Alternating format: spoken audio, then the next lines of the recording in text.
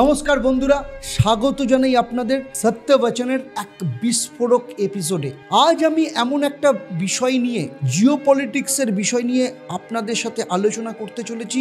এটা শুধু খবর নয়, এটা একটা সতর্ক বার্তা, একটা সংকেত এবং একটা কঠিন চ্যালেঞ্জও। আপনারা সবাই দেখেছেন পাকিস্তান সম্প্রতি তালিবান সরকারের সঙ্গে কূটনৈতিক সম্পর্ককে আপগ্রেড করেছে এবং এই ঘটনা ঘটে যখন তালিবানদের সাথে সরাসরি চীন উচ্চ পর্যায়ের মিটিং করেছে।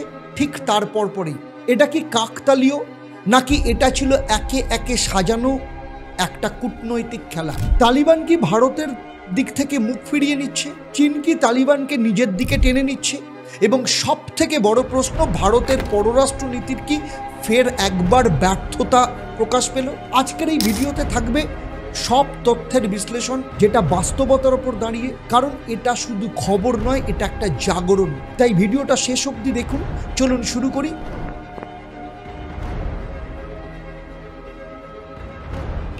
পাকিস্তান তালিবানের সম্পর্কের একটা নতুন পালা শুরু হলো, অর্থাৎ পাকিস্তান সিদ্ধান্ত নিয়েছে তারা আফগানিস্তানে 2021 সালের পর আবার একজন ফুল টাইম অ্যাম্বাসাডার পাঠাবে। কিছুক্ষণের মধ্যেই তালিবান সরকারও জানায় যে তারা ইসলামাবাদে তাদের যে প্রতিনিধি তাকে অ্যাম্বাসাডার পদে উন্নত করবে। এই যে ঘটনা, কিন্তু হঠাৎ এই সম্পর্কের এত উষ্ণতা কেন? এর নেপথ্যে যে দেশটি রয়েছে তার নাম চীন। বেজিংয়ে একটি ত্রিপাক্ষিক বৈঠকের পরেই এই ঘোষণা আসে। অফিসিয়াল বিবৃতিতে বলা হয়েছে যে বহুমুখী সহযোগিতা বা মাল্টি সেক্টর যে কোঅপারেশন এবং কানেক্টিভিটি বাড়ানোর জন্য। এটা কিন্তু হঠাৎ কোনো ঘটনা নয়, কারণ চীনের এন্ট্রি তালিবানকে কেনার খেলা চলছে। চীন শুধু কূটনীতি করেনি, বরং একটা মাস্টার স্ট্রোক চালিয়েছে। তারা ঘোষণা করেছে সিপিইসি মানে চায়না পাকিস্তান ইকোনমিক করিডোর এখন আফগানিস্তান পর্যন্ত সম্প্রসারিত হবে। অর্থাৎ তালিবানদের জন্য আসছে রোড, রেল, বিলিয়ন ডলারের বিনিয়োগ। চীন ইতিমধ্যে তালিবানে পাঠানো অ্যাম্বাসাডারকে অলরেডি স্বীকৃতি দিয়ে দিয়েছে। আরেকটা ইঙ্গিত যে তারা তালিবানের সাথে সম্পূর্ণরূপে সম্পর্ক গড়তে আগ্রহী। তাহলে এই সবের পেছনে উদ্দেশ্য কি? তালিবানকে ভারতের থেকে দূরে ঠেলা এবং পাকিস্তানের দিকে টেনে নিয়ে যাওয়া। চীন কি সফল হচ্ছে যে তাহলে তালিবানদের নিজেদের দিকে নজর ঘোরাতে?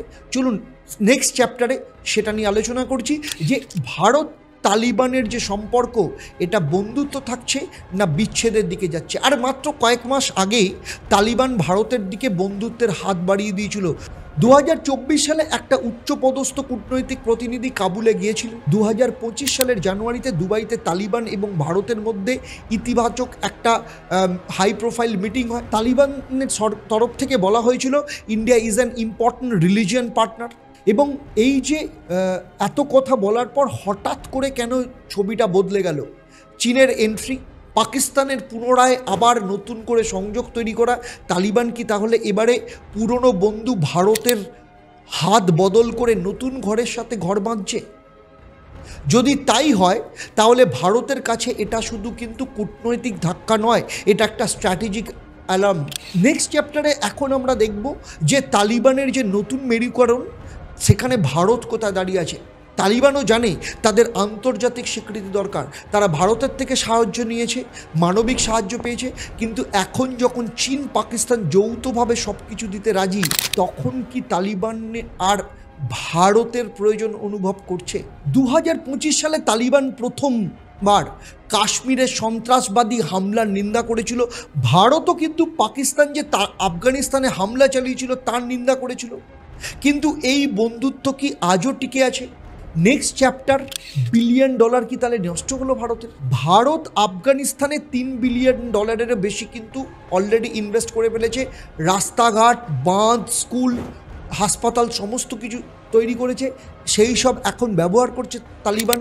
কিন্তু তাহলে ভারতের কি গুরুত্ব কমছে? চীন যদি সিপিইসির মাধ্যমে তালিবানকে উন্নয়ন এবং সম্মান দুই দেয়, তবে ভারতকে কি তারা পাশে রাখতে চাইবে? এখন প্রশ্ন হচ্ছে, দিল্লির কূটনীতিকদের কপালে কি তাহলে চিন্তার ভাঁজ ফেললো? পরের চ্যাপ্টারে দেখব যে তাহলে ভারতের পররাষ্ট্রনীতি বারবার ব্যর্থতা হচ্ছে নাকি অন্য পথে যাচ্ছে।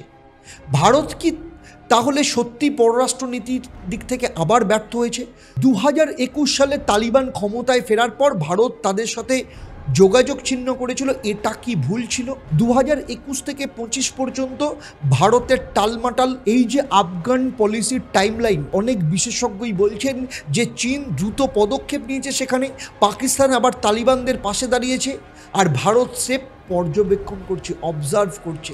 তবে সত্যি কথাটা হলো ভারত এখন চুপি চুপি অবশ্য অনেক কিছু করছে, যেমন দুবাই মিটিং করেছে, চাবাহার করিডোর রয়েছে, হিউম্যানিটেরিয়ান এড সব কিছু চলছে। তাহলে সামনের রণনীতি কি? নেক্সট চ্যাপ্টারে দেখি যে সামনের রণনীতি কি।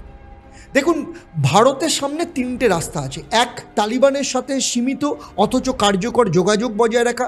নাম্বার 2, ইরান, রাশিয়া এই যে অঞ্চলের বাকি যে শক্তিগুলো রয়েছে তাদের সাথে জোট গড়ে তোলা। নাম্বার 3, হিউম্যানিটেরিয়ান সাহায্য, চাবাহার বন্দরের মাধ্যমে নিজেদের আধিপত্য বজায় রাখা। চীন, পাকিস্তান, আফগান এই যে অ্যাক্সিস, ভারতের সামনে কিন্তু সত্যি কূটনৈতিক চ্যালেঞ্জ।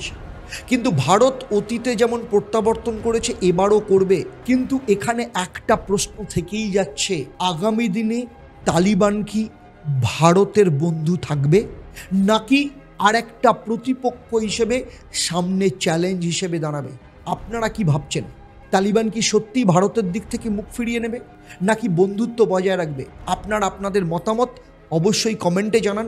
সত্য বচনের এই ভিডিও যদি আপনাদের ভালো লাগে তাহলে অবশ্যই লাইক করবেন, শেয়ার করবেন এবং চ্যানেলটাকে সাবস্ক্রাইব করতে ভুলবেন না, কারণ এখানে মেলে খবরের আড়ালে সত্যি এবং রাজনৈতিক ভেতরের ডিপ্লোমেসি, কূটনৈতিক চাল। ফিরে আসবো আগামী ভিডিওতে আরেকটি সঠিক, সাহসী এবং আরেকটা আপনাদের জন্য অত্যন্ত প্রয়োজনীয় বিশ্লেষণমূলক ভিডিও নিয়ে। জয় হিন্দ, বন্দে মাতরম।